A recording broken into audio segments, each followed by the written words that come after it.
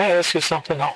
Yeah. When you walked in there, was there anything that kind of looked out of place? Anything out of the norm? The house itself. When I went in there and I seen that house, I never, ever, ever in my life expected this. October 10th, 2023, Milwaukee, Wisconsin. A brother walks into his father's house looking for answers. What he finds instead is a body. His 12-year-old brother, Jakari Robinson, dead on the living room floor, covered with a blue blanket. Part of his face already decomposing. The boy was skeletal, barely recognizable, and his father, Raman Moy, was nowhere to be found. Before we continue, make sure you're subscribed. What follows is one of the most disturbing cases we've ever covered.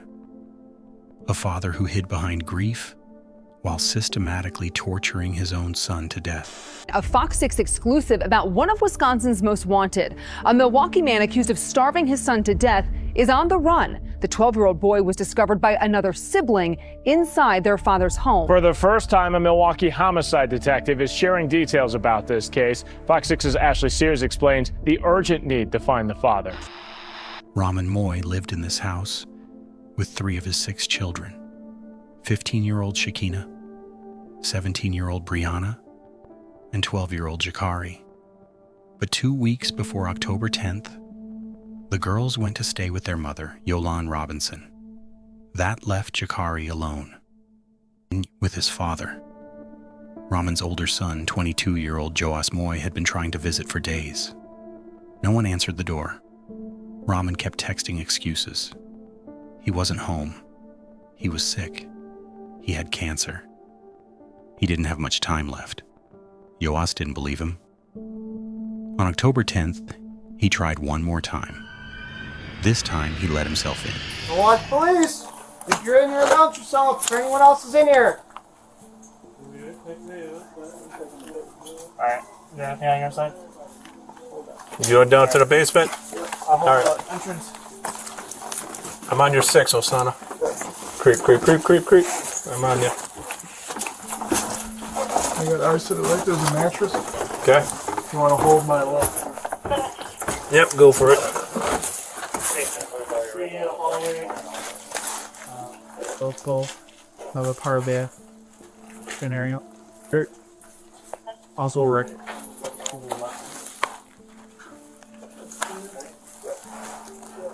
Is there a room off to the right? Can you see my flashlight?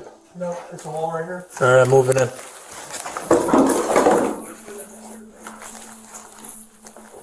Cobwebs down here. No one's been down here for a while. Okay. We're clearing the basement coming up.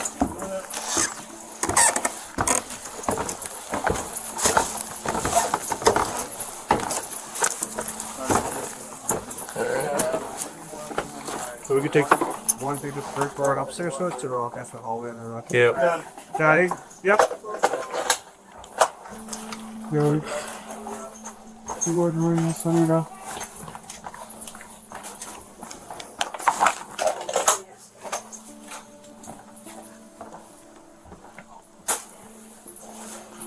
Apparently, people are supposed to be living here.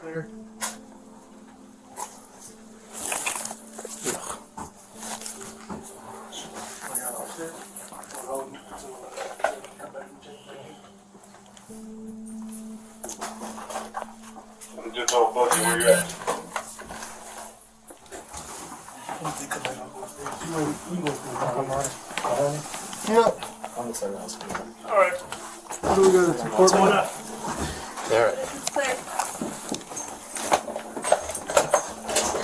Clearing this level. Was the basement clear too? Just let dispatch know.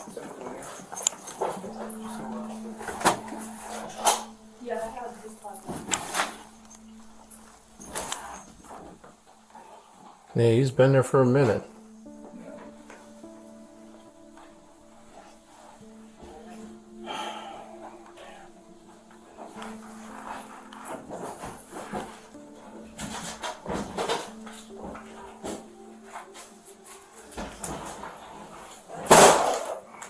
You all right? That's alright?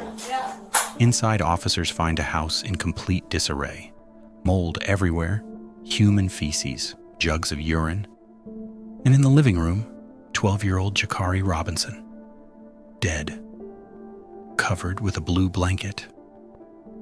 The medical examiner would later confirm the boy was severely malnourished. He had multiple healing fractures, broken ribs, a fractured right humerus, a fractured left humerus. This wasn't neglect. This was torture. What was that for? This is the only call with DOE. All right. Disregard that. Have we seen anything goofy on the ground? Goofy? Yeah. Like in what sort? Something suspicious? Just something that catches the eyeball. I mean, besides versus.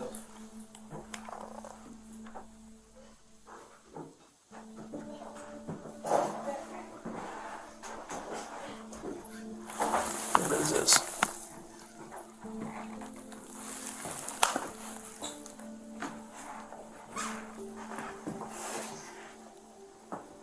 Is this house occupied? It's apparently he was just staying here. Where's the DOE? Right here. Right here. Oh. Doesn't even look lifelike. He was just by himself. Hey, he's been there for a while. Yeah, pretty sure. Do you know who lived next door? A dude and a bunch of little girls. What do you mean, do like a grown man? A grown man and some girls. That's all I see over there, a grown man and some girls. When's the last time you seen them?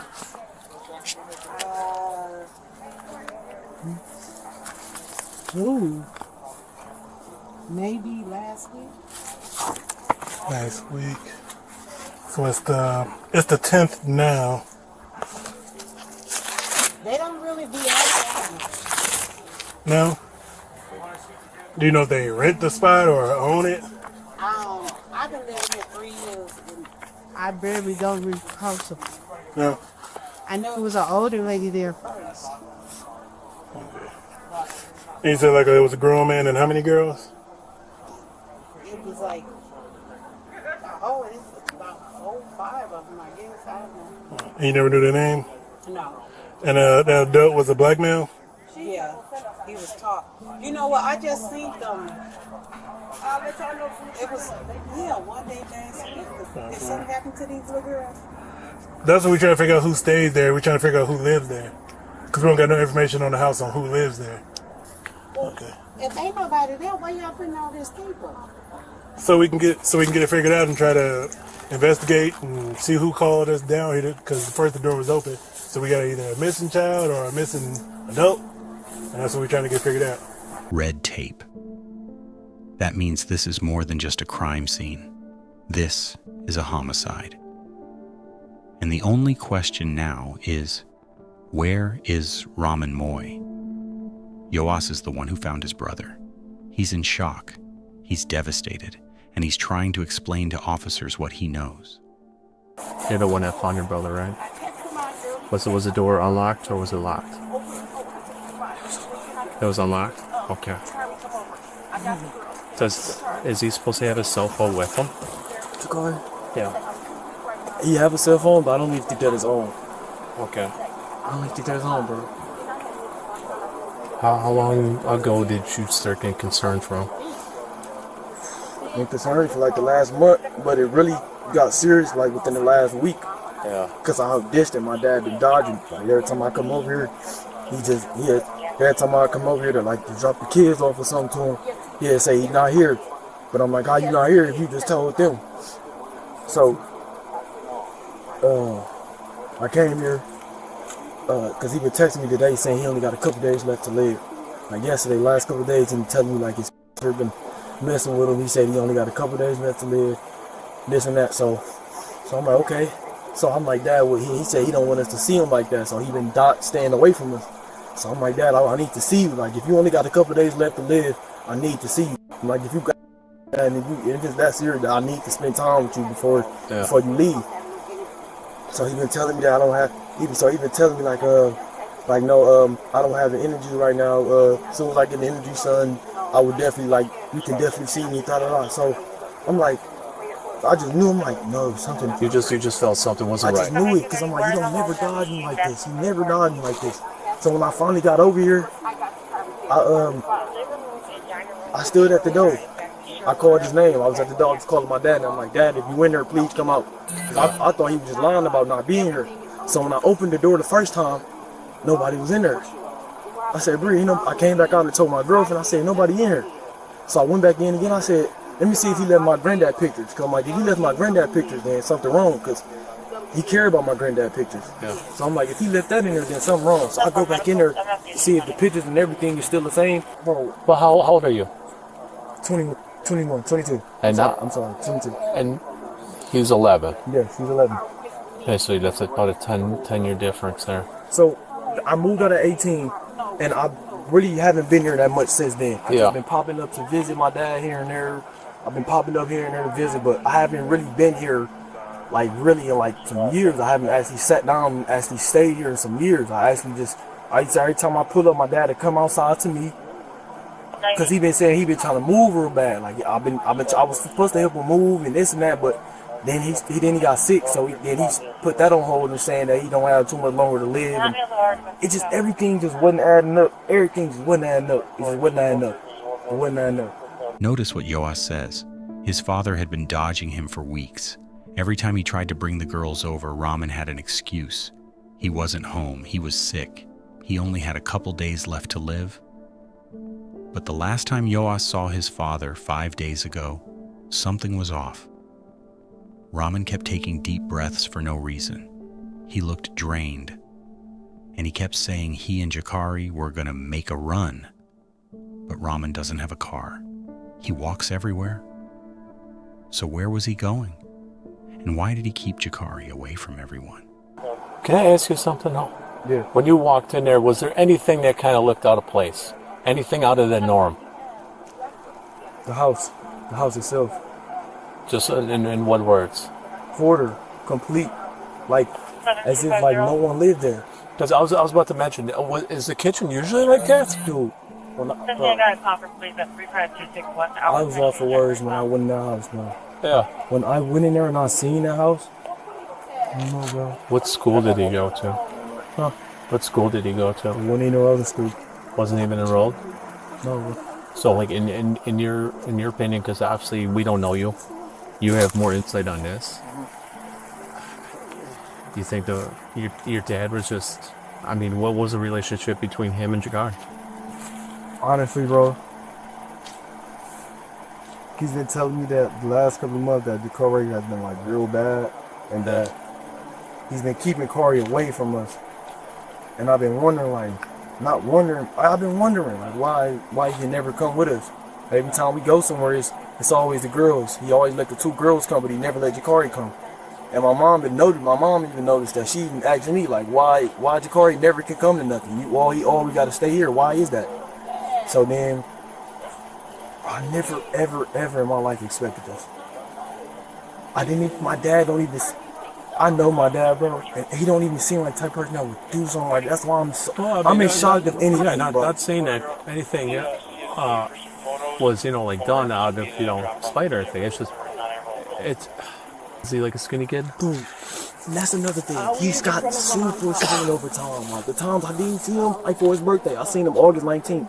He was super skinny, like, I try not to really say nothing about it, but I'm like, damn, like, the fuck? Was he eating? Like, did he starve to death? What the fuck happened to him? So you saw him August 19th? Yes, that was like really the last really good time I saw him, because he asked me can I stay with him.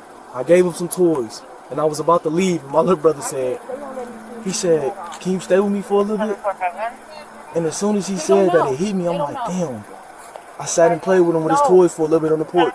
About a good 30 minutes, and I left.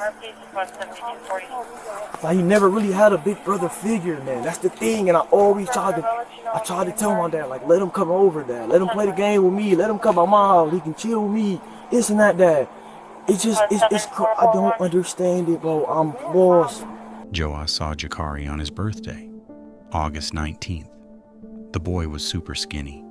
He asked his older brother to stay and play with him. just for a little bit. Joas stayed for 30 minutes. That was the last good memory he has of his little brother. And even then, he noticed something was wrong. Jakari looked down, sad. Every time Joas asked if he was okay, Jakari said no. A 12-year-old boy shouldn't look that way. And now he's dead. Officers speak with Jakari's mother, Jakari Robinson. She hasn't seen her son in over 3 years. Raman kept him away from her. Every time she asked, he said Jakari was too bad, that he was being punished, that he couldn't leave. Did you talk to him today? Yes. Yeah. I sent him all the text messages and everything. And I asked him when I got my girls that Tuesday, I asked him, can Jakari come? He said, Jakari, you want to stay with me? I'm going to buy him a game. I said, okay. I said, oh, that's cool. You know, I said, maybe he's trying to get it together now. All that time, he was in that house. Like I said, ain't no kid that bad where you got to take his life. I'm sorry. And it's so funny because he sent me a text. He said, I need you to watch the kids. He said, because I need to go to the hospital. And I said, what? So I'm thinking, did he hit Jakari too hard with something and Jakari gets bled out or something? And he lay down and just probably died or something? I don't know. I'm just thinking about, I don't know. I know. I'm just all over the place.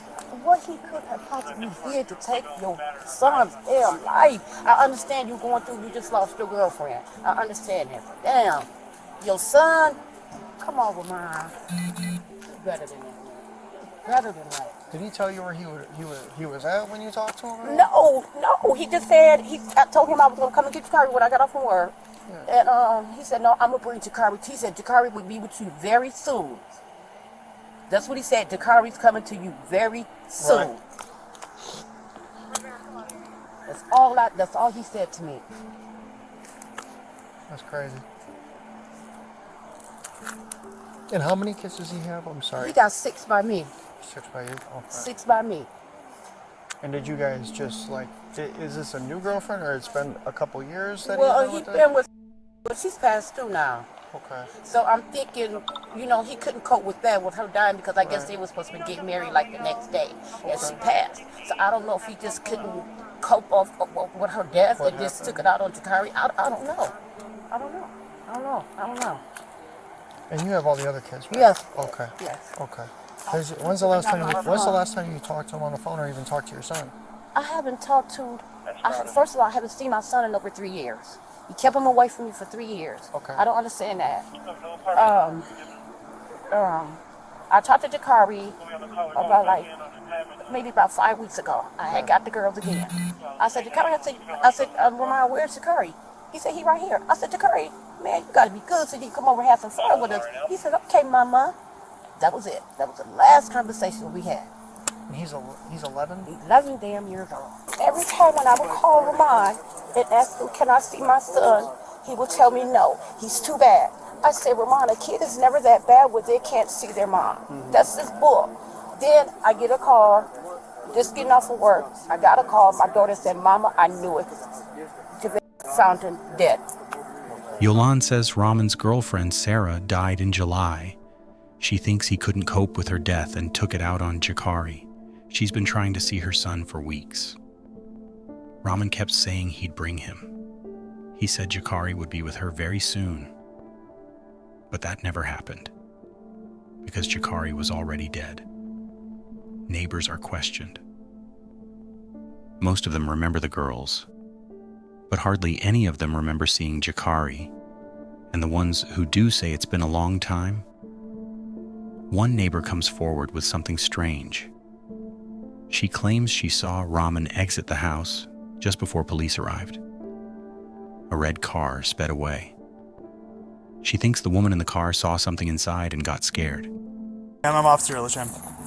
Oh my God. Don't tell me nothing wrong, but I just want you to know, I live back here, okay? And the father came out this back door talking about, damn, and all that, because it was a red car that was out here. Okay. She scared it off. When was this? Had to be about, how long y'all been here? I wouldn't even know. I just came on scene. I'm sorry. Okay, so... This pissing me off because I know he got daughters. Do you know who lives here? Yeah, I know the dad and the kid. Your dad and the kids? Yeah. How long was the last time you saw anyone in there? Huh? When was the last time you saw anyone in there? The dad was just in here. Today? He came off the back. Do you know Dad's name? I don't know his name. So what happened? We're still investigating that, ma'am. I know. The kid's okay, right? We're still investigating everything right now. So you saw before we got here. A red car. It was a female. She walked like, burnt rubber. Like she did or something. Or maybe she seen somebody in here dead and got frantic or something. Okay. I don't know. But I want to know because I was asking the dad. I said, are you okay? Are you fine? You know what's going on, Because me and the girls, we always talk. Oh, my God. I already know what the red tape is. Oh, my God. All of them dead. No. Was Raman hiding in the house when Yoas found Jakari? Did he wait until his son left, then slip out the back? It's possible, because after this, Raman Moy disappeared. For 4 months, he was one of Wisconsin's most wanted. Police are investigating the death of a 12-year-old boy found malnourished and decomposing. A disturbing case. Autopsy revealed the 12-year-old had several broken bones. With details difficult to comprehend. My skin is actually crawling right now. For Milwaukee homicide detective Michael Driscoll, this one is different. All cases are big, but this one has deeply disturbed everyone involved. He's been investigating since the body of 12-year-old Jakari Robinson was found inside his father's Northside home in October of 2023. The facts in this case go beyond disturbing. They're kind of cut deep into your soul at times. Investigators describe the home covered in bushes from the outside as a place of horrors. Within, 3 kids living there with their father, 45-year-old Raman Moy, controlling everything. The conditions inside the house were unlivable. Human feces, urinating in jugs. Investigators say Moy often used food as punishment, with strict rules for when the kids could eat. He deemed Jakari as bad, simply for being hungry. He was beaten, he was choked, he was stomped. 2 weeks before the boy's body was found, his siblings were sent away. An older brother grew suspicious and found little Jakari covered with a blanket on the living room floor. He spoke with Fox 6 on the phone in the days that followed. Yeah, it was very hard for me and my family. Focusing more on the boy's short life. He was my everything. Jakari was Jakari, no matter what. Their father hasn't been seen or heard from since. He was charged with homicide. A warrant was issued for his arrest. Milwaukee police and U.S. Marshals are actively searching for him. It's believed the 45-year-old is still in the area. A person like this needs to stand before justice. Detective Driscoll trying to honor a little boy's life by searching for his killer, giving the 12-year-old something he says his father never could. Jakari just needed to thrive. He needed love. So. Reporting in Milwaukee, Ashley Sears, Fox 6 News. Jakari was found malnourished and decomposing. He had multiple broken bones, healing fractures on his ribs and arms. This wasn't sudden. This was prolonged, systematic, torture. And Raman Moy was nowhere to be found. Until February 2024, an outside tip led police to him. He wasn't far. He'd been staying at a local shelter, just hanging out downtown. He hadn't fled, he just hid in plain sight. What we thought was maybe a really small investigative lead for us. And so something that we thought was maybe really small ended up pointing us in the right direction. Milwaukee police officer Thomas Kottnick with the Special Investigation Fugitive Apprehension Division is one of the officers responsible for ending a manhunt spanning several months. I was relieved. Sunday afternoon, just before 12:30 near Jackson and Kilbourne, Kottnick along with his partner, Officer Brandon Rutherford, arrested 45-year-old Raman Moy. Moy was wanted in connection to the death of his son, 12-year-old Jakari Robinson. According to investigators, Moy allegedly starved Robinson to death. This is a dad who wouldn't give his child food for discipline. It's incredibly sad. Michael Driscoll, a detective with the Milwaukee Police Department, says when Moy was wanted for questioning, he vanished. For all intents and purposes, disappeared. He left the house. He left the house that night and has not been seen since. Officers say for the past several months, they have been gathering information on Moy's whereabouts. Mr. Moy has evaded being apprehended for the last number of months. On Monday, Moy made his initial appearance in the Milwaukee County Court, where he faces several charges, including first-degree reckless homicide, chronic neglect of a child causing death and bodily harm, and failure to report the death of a child. Officers hoping Moy's arrest can bring the family of the little boy one step closer to closure. There's a lot of people that had a lot of questions over the last couple of months about what we were doing, how come he hasn't been found yet. So I think this is a step in the right direction and makes everyone feel a little bit better. Now, Natalie and Amanda, if convicted, Moy could face up to 82 years in prison. We're now reporting live in the studio. Bryant McCrae, CBS 58 News. Raman is brought in for questioning. Throughout the interview, he speaks in a low mumble.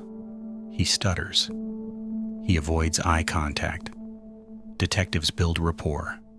They offer cigarettes. They leave the door open. The handcuffs come off. But make no mistake, Raman is not free to leave. He's cornered. And the detectives know it. And you used to be married? Engaged, right? Engaged? Yeah. To Sarah, right?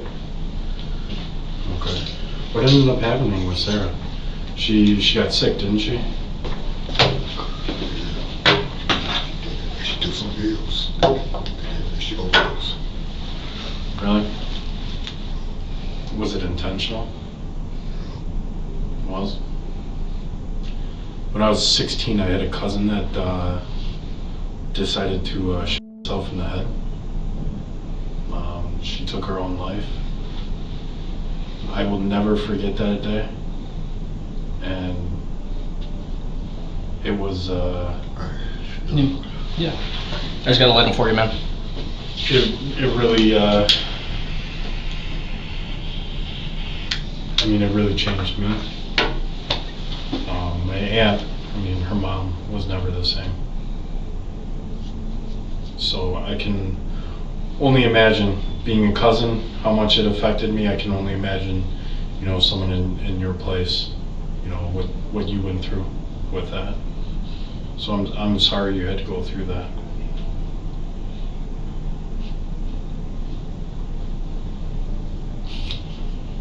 Is that still tough on you?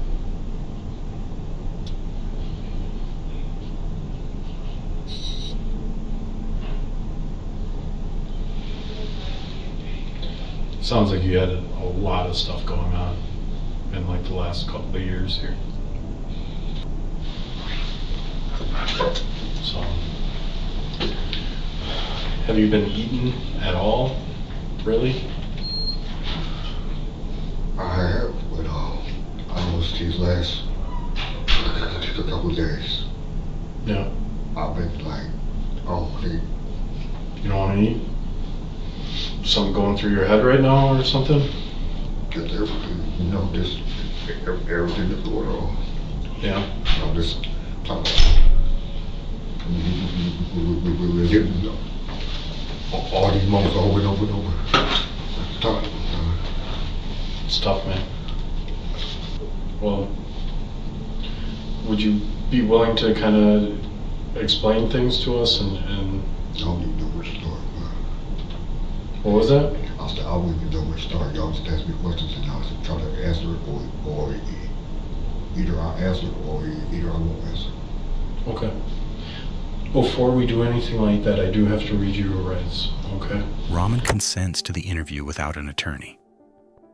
The detectives ask about Jakari. Raman says the boy always had problems. He was disobedient, he stole food, he threw tantrums, he attacked the girls. Raman says he had to punish him. He started taking food away. He says it got worse after his girlfriend Sarah died in July. He claims he just stopped caring about everything, including Jakari. So, when was the last time you saw Jakari? When the last time I saw him? Yeah. October 10th. October 10th? What do you remember about October 10th? No, that's, you know, okay, so he died on the 3rd. Mm-hmm. But I had stayed in the house with him on like a week.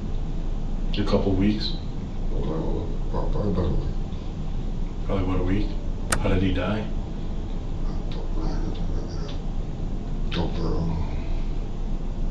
I guess to the point, like, while Sarah died, it's like I stopped caring about everything. So it was like, I wasn't vegan. Okay. So it's just like, So, Sarah passes. You have that to deal with. And you're unable to mourn yourself. And then you have the 3 kids that you have to watch. And I'm guessing everything just kind of piles up. It's way too much. Yeah. When's the last time that Jakari ate before October 3rd? I don't know, I can't even remember actually. But I think for the last 2 days, I think I wasn't vegan. For the last 2 days. 2 days? Raman claims Jakari died on October 3rd. He says he stayed in the house with the body for about a week. Then he left. But here's the problem. When Jakari was found on October 10th, his body was severely decomposed. Part of his face was already gone. If Raman was telling the truth, that means the boy's body decomposed in just 7 days. That's not possible, especially not in October. The timeline doesn't add up, and the medical examiner confirms it. Jakari didn't starve to death in 2 days. He starved over weeks, maybe months. What would happen if Jakari went into the kitchen and grabbed something to eat? Actually, I wasn't even paying attention. I was most of the time after I said right there, I just lay on the couch and just like I didn't care. Well, I mean, there was food in the house. Yeah. So why wasn't Jakari eating the food though?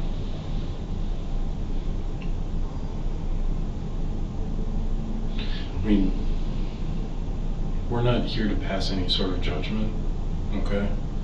In fact, I can understand where you're coming from, having to deal with all of that, okay? At this point, we're just trying to understand, okay? We're trying to make sure we can get you the help that you need if you want any sort of help, okay? We're trying to right as much as we can in this situation. You get what I'm saying?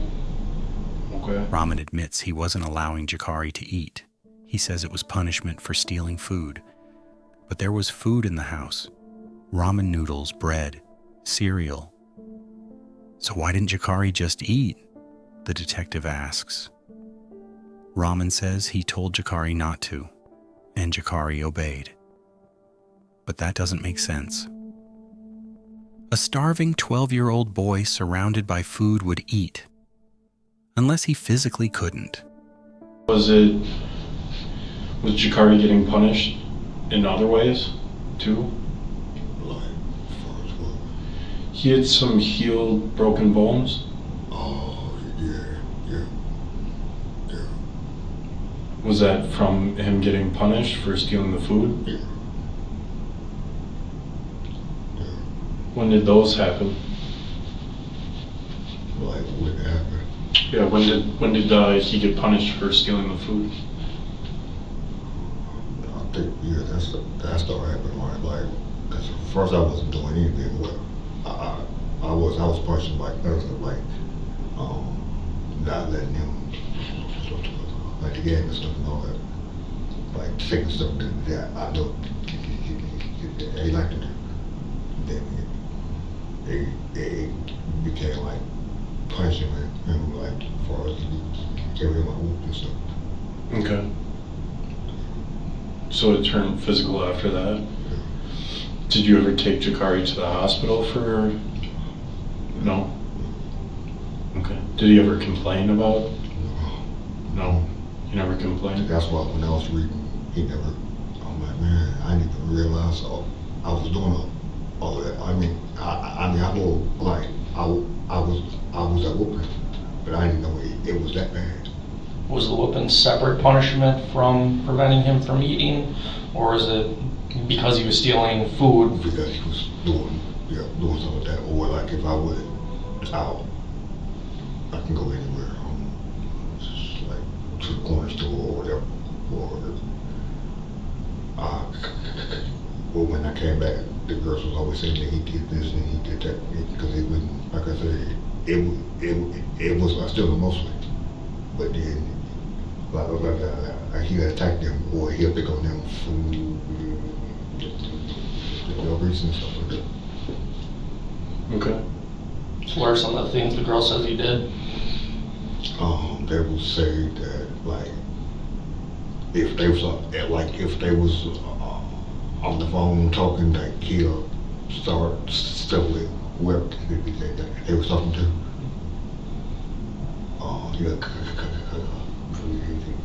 He'll cuss them out. And for a while, like if I left, or if I know if I left for a long period of time, I'd give him. I wouldn't really let him have his cell phone. But then I had to start taking that away because he started going on Facebook and started. Like he'll write somebody or he'll inbox somebody and he'll cuss them out. And stuff like that. He sounds like he's a bit of a handful, right? I couldn't understand that at first. Raman admits he was beating Jakari with a shoe, maybe 3 times a week. He says the boy never complained, he never cried, he never said his bones were broken. But the autopsy tells a different story. Multiple healing fractures, broken ribs, broken arms. Those injuries take weeks to heal. Jakari was being beaten for months, and Raman expects us to believe he didn't notice. Then the detective asks about the last days of Jakari's life. Raman says he can't remember the last time the boy ate, maybe 2 days before he died. But the detective pushes. How does someone starve to death in 2 days? Yeah, I don't know, like a lot of times I was outside. So if Jakari pulled something out of his pocket and started eating it in front of you when he was on a timeout, what would you do? I don't know, because I never saw him do that. Was he fearful?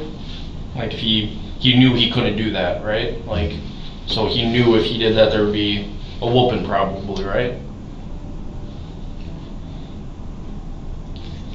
Yeah, probably. What do you think caused Jakari to die? Probably from those last days without eating. That's gonna die. I got to go.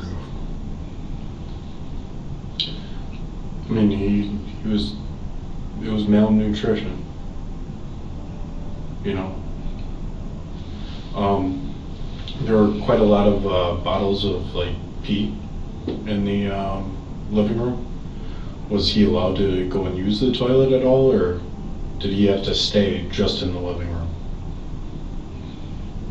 Oh, yeah. So, yeah.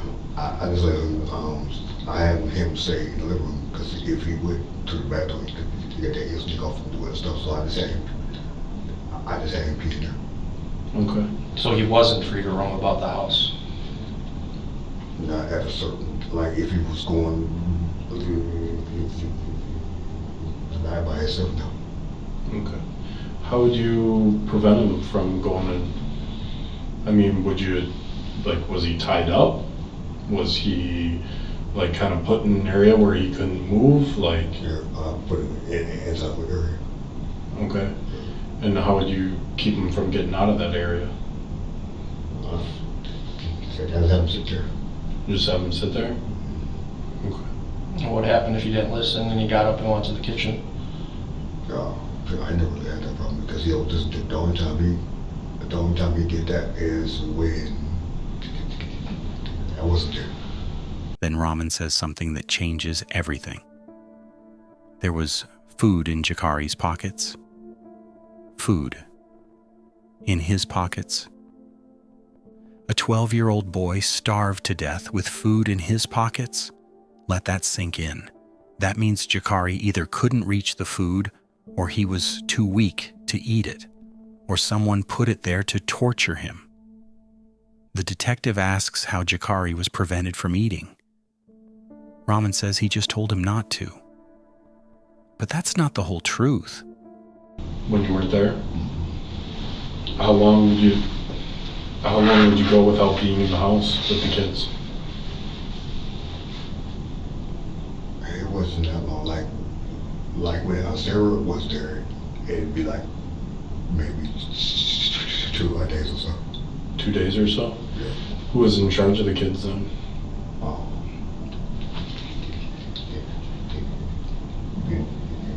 My oldest year. Raman admits Jakari wasn't free to roam the house. He had to stay in the living room. He wasn't allowed to use the bathroom. That's when he had to urinate in bottles. Raman made him sleep on the floor next to the couch. He says it was so he could watch him, make sure he didn't steal food. But the truth is darker. Jakari was isolated, confined, controlled, and slowly starved to death. The detective asks if Raman knew Jakari was going to die. Raman hesitates. He says he knew if the boy went too long without food, he could die. But he didn't think it would actually happen. He thought a week would be dangerous, but 2 days would be fine. That's a lie. And everyone in that room knows it. Kind of understand what happened. Do you feel bad? I mean, sitting in here with you, seems like this is weighing on you pretty heavy. Do you even light that for you? Yeah, I'll go back. Is it kind of like a relief now to be here to kind of explain things to us? I will say it's a relief because that's why I never came in. Because I'm always gonna have these thoughts. I'm always gonna have them. So. What kind of thoughts? Well, I'm always going to remember. It's like I'm constantly always remembering him that's done it, and I'm always remembering like Sarah. It's like all that stuff is like just replaying in my head over and over. It's probably harder here because now. Because all I can she has to do now is sit and think. Raman's story doesn't add up. He claims Jakari died on October 3rd. But neighbors saw him leaving the house on October 10th. He claims the boy only went 2 days without food. But the autopsy shows weeks of starvation. He claims Jakari never complained about the beatings, but the boy had multiple broken bones. He claims he wasn't paying attention. But there was food in Jakari's pockets. Raman Moy is lying, and the detectives know it. Raman Moy pleaded guilty. He was sentenced to 47.5 years in prison. The judge didn't mince words. She said Raman betrayed his own family. She said she didn't understand how someone could do this to a stranger, let alone their own child. Jakari Robinson was 12 years old. He was isolated, beaten, starved, and his father hid behind grief the entire time, claiming he couldn't cope after his girlfriend died. But the girls were fed, the girls were fine. Only Jakari suffered, only Jakari died. There are still unanswered questions. What really happened to Sarah? She died in July, the day before she was supposed to marry Raman. No cause of death was determined. Family members say the relationship was abusive. They say if anything happened to her, it was Raman. But Milwaukee refused to investigate. They figured Raman was going away for long enough. But what about justice for Sarah? And what about Jakari? Was he smothered? Was he drugged? The autopsy couldn't determine a definitive cause of death, just malnutrition. But food was in his pockets. How does a child starve with food in his pockets, unless he was physically restrained? Raman Moy will likely die in prison, but the truth died with Jakari. Rest in peace, 12-year-old Jakari Robinson. You deserved so much better.